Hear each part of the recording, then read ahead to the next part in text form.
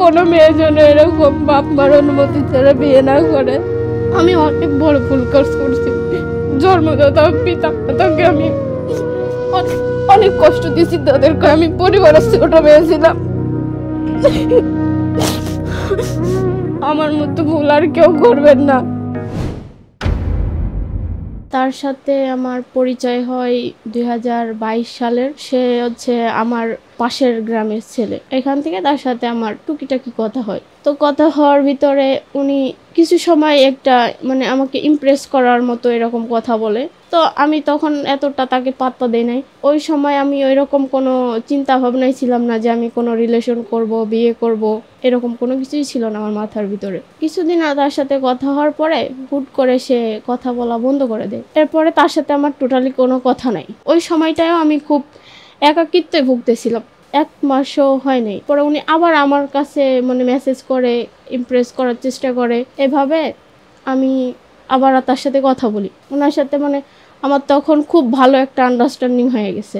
এভাবে তার সাথে আমার রিলেশন হয়ে যাওয়ার পরে আমি বেসিক্যালি আমার ক্ষেত্রেই আমি মানে অনেক চেষ্টা করছি যে আমি এইগুলোর ভিতরে থাকতে চাই না, রিলেশনের ভিতরে আমি ডিরেক্ট বিয়ে করতে চাই। আমি বলছিলাম যখন তার প্রতি আমি দুর্বল হয়ে যাচ্ছি, তখন আমি বলতেছি যে আমি এরকম বিয়ে করতে চাই। এরকমভাবে একটা বিয়ের সিদ্ধান্ত হলে পরে তখন আমিও স্টুডেন্ট, সেও স্টুডেন্ট, আবার আমরা দুজনে পাশাপাশি জবও করতেছি। এখন বলে কি যে আমার তো এরকম প্রবলেম আছে, তাহলে বিয়ে করলে তো এখন ফ্যামিলিকে জানাইতে পারবো না, তাহলে কি করব। তা আমরা বলি কি যে দুজনেই পরামর্শ করে সিদ্ধান্ত নিলাম যে বিয়েটা আমরা গোপন রাখবো। 2 বছর পরে যখন আমাদের একটা স্বাভাবিক পরিস্থিতি আসবে তখন এটা জানাজানি হয়, ফ্যামিলির মাধ্যমে আমরা একসাথে থাকবো। তো এইভাবেই বিয়েটা হলো। এটা হচ্ছে কাজী অফিস থেকে বিয়ে হচ্ছিল। তো হওয়ার সময় বিয়ের যে পড়ানোর যে টাকাটা এটা আমি দিছি। আমি তাকে অল্প দিনে এত ভালোবেসে ফেলাইছি, এত বিশ্বাস করে ফেলাইছি যে আমি অন্য কোনো কিছু চাই নাই যে তার কি আছে না আছে, সে আমাকে কি দিবে না দিবে।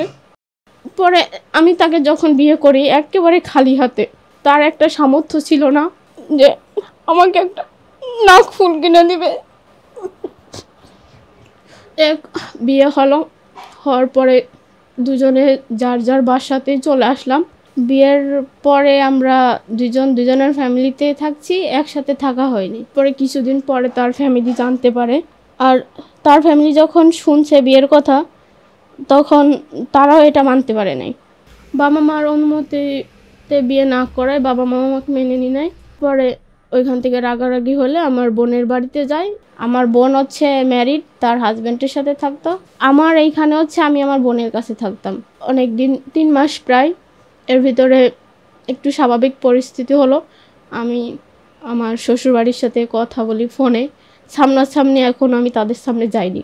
ওনারা আমার বিষয়ে যেহেতু পাশাপাশি গ্রাম, আমাদের বাড়িতে ইনফরমেশন নেওয়ার জন্য হোক, যাই জন্য হোক, ওনারা যায় খোঁজ খবর নিতে যায়, চলে আসে। আসার পরে এখন ওরা আমার কাছে দাবি করে যে তাদের 2 লক্ষ টাকা দেওয়া লাগবে। যেহেতু আমি চাকরি করি, তাদের 2 লক্ষ টাকা দেওয়া লাগবে, তাহলে মেনে নিবে। এই বিষয়টা নিয়ে ঝামেলা হয়। আমি তাকে বলি কি যে বিয়ের সময় তো আমার এরকম কোনো কথা ছিল না যে আমি তোমাকে টাকা দিব। ইভেন আমি তখন মানে কিছুদিন মাত্র হয়েছে জব করি, এর ভিতরে পড়ালেখাটাও করতেছি, আমার কাছে এরকম কোনো অ্যামাউন্ট ছিল না যে তাকে আমি এটা দিয়ে দিব। তাহলে তোমার ফ্যামিলি যেহেতু মানবে না, ও আবার বলে কি যে আমার ফ্যামিলি না মানলে আমার কোনো কিছু করার নেই, আমিও মানতে পারবো না। পরে এটা নিয়ে অনেক বোঝাপড়া হলে আমার শাশুড়িও বলে কি যে আচ্ছা বিয়ে কোনো ছেলে খেলা নয়, সে অনেক কিছু বোঝায়, ভালো কথাই বলছিল। তখন থেকে আমার শাশুড়ির কাছে যাওয়া আসা শুরু করি। এর আগে কিন্তু আমি 3 মাস হয়ে গেছে তাদের সাথে শুধু আমি ফোনে কথা বলছি, কোনোদিনও সামনাসামনি দেখিও নি। পরে গেলাম, বেড়ানোর মতো যাই, একটা মানুষ বেড়াইতে যেরকম যায় একটা অতিথির বাড়ি, ওই রকম।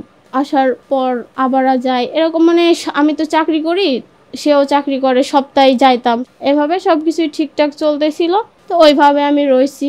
থাকার পরে প্রায় 9 মাস পরে হচ্ছে আমার শাশুড়ি বলে কি যে ওইখানে যাওয়ার কথা, ওইখানে ওনাদের কাছে থাকার কথা।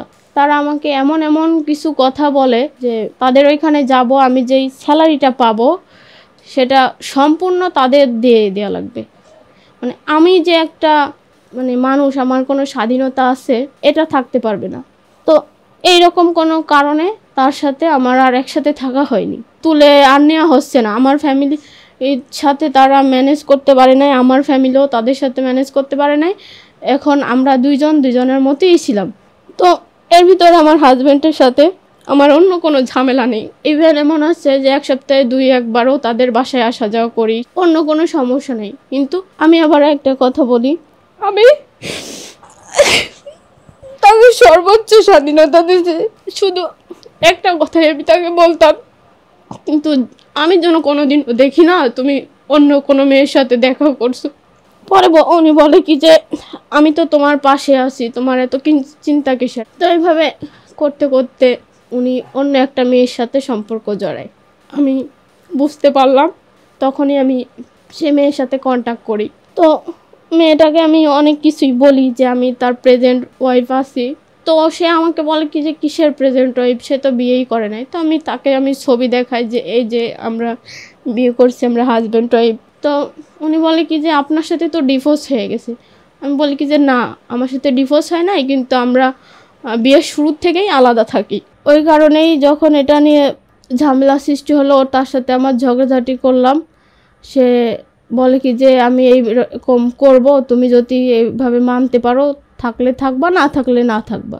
পরকীয়ার কারণে ওই ছেলে আমাকে ডিভোর্স দিয়ে দেয় চলতি মাসের 13 তারিখে। পরে সে কি করলো, ওই মেয়ের কাছে চলে গেল, তার সেই প্রেমিকার কাছে চলে গেল। আমি তার সাথে যোগাযোগ করতে চাইও না। তো আমি আসছি শুধু আমার সাথে, যে আমি তাকে প্রচণ্ড বিশ্বাস করতাম। 2 বছর আমার বিয়ের বয়স ছিল, তার কাছ থেকে আমি কিছু নেইনি, কোনোদিন কিছু চাইও নাই। আমি যে আমার বাপ মার অনুমতি ছাড়া বিয়ে করছি, তার জন্য আমি তাদের কাছে ক্ষমা চাই। তারা যেন আমাকে মন থেকেই মাফ করে দেয়। কোনো মেয়ের জন্য এরকম বাপ মার অনুমতি ছাড়া বিয়ে না করে।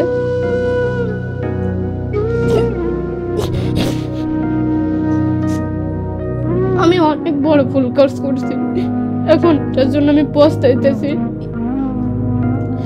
আমি চাই না যে কেউ আমার মতো আর এরকম ভুল কাজ করুক। সে নিজেও জানতো যে আমি তাকে প্রচন্ড ভালোবাসি। সে নিজেও জানতো, যে ও নিজেই বলতো যে আমি শুধু তোমার কাছে থাকি, বাপ মার ছাড়াও তোমার কোনো সাপোর্ট না পেয়েও আমি শুধু থাকি। আমি জানি যে আমি যদি চলে যাই তোমার লাইফ থেকে তুমি বাঁচবা না। সে চলেই গেল, মাঝখান থেকে আমাকে জীবিত মৃত করে দিতে। অন্তত মৃত্যুটা নিশ্চিত করে যদি যাইতো।